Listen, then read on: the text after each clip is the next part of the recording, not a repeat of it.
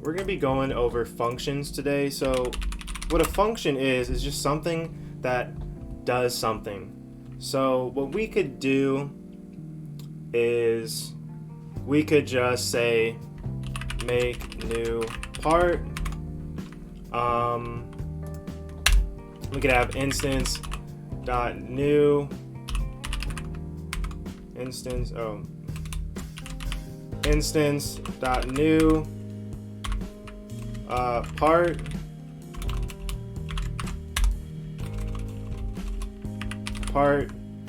oh my goodness, and then we could say workspace, and that's where the location of this part's going to go. So we have a function now. We have a function that makes a new part. So let's call it. You always have to call your functions. When you write out a function, it's not going to just automatically be called. You always have to call your functions. So call it afterwards. Let's see what happens. And we have a new part. So we have a new part in the workspace that's just called part.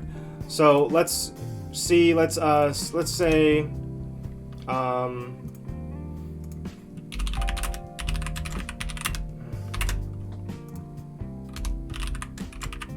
new part dot name is equal to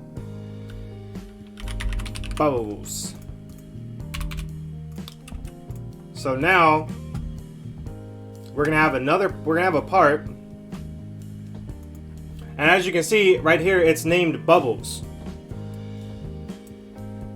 So this is our bubbles part that we just created. So that's really what a function is. It's just an action. It's just something that does something.